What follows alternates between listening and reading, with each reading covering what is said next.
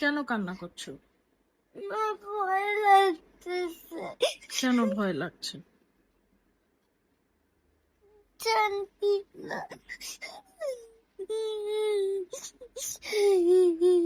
বলো কেন ভয় লাগছে, আমাকে যে বললা সেটাই বলো। সকালের কথা মনে পড়তেছে অনেক। সেটা আবার কালকে সকালে হয়। আজকে সকালে যেরকম ভূমিকম্প হয়েছিল ওরকম যদি সকালে আবার হয়, এই জন্য তোমার ভয় লাগছে? তুমি জানো তুমি যদি একটা দোয়া পড়ো তাহলে আল্লাহ আমাদেরকে সেভ করবে, আমাদের আর কোনো ক্ষতি হবে না।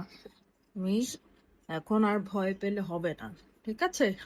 আমরা প্রত্যেক দিন রাতে আল্লাহর কাছে দোয়া করব, আমরা দোয়া পড়ে ঘুমাবো, তাইলে আল্লাহ আমাদেরকে সেভ করবে। আজকে কি আমাদের কিছু হয়েছে বলো? কি হয়েছে? আমাদের কোনো ক্ষতি হয়েছে? তুমি ব্যথা পেয়েছো বা মা ব্যথা পেয়েছি, বাবা ব্যথা পেয়েছি? কারো কিছু হয়েছে? আমাদের কারো কিছু হয়েছে? হয়নি তো, তাই না? কেন জানো? কারণ আমরা হলো আল্লাহর সবচেয়ে আপন মানুষ। আল্লাহ আমাদেরকে অনেক ভালোবাসে। আমরা আল্লাহর কাছে সবসময় দোয়া করে ঘুমাবো, তাহলে আল্লাহ আমাদের যতই সমস্যা আসুক আল্লাহ সব সময় আমাদেরকে সেভ করবে, ঠিক আছে? আর এই যে ভূমিকম্প হয়, ঝড় হয়, এগুলো নর্মাল, এটা সব জায়গায় হয়, সবার জন্য হয়।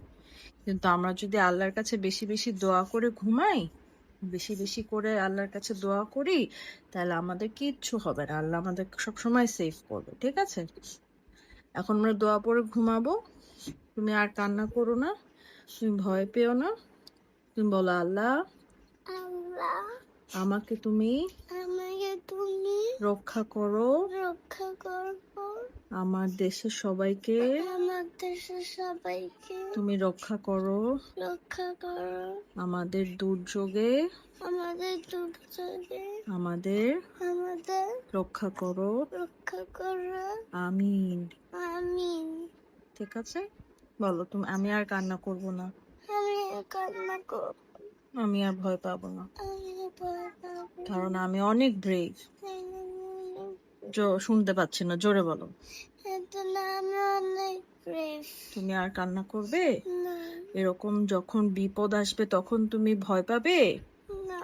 তখন তুমি অনেক ব্রেভ হবে, তাই না? প্রমিস?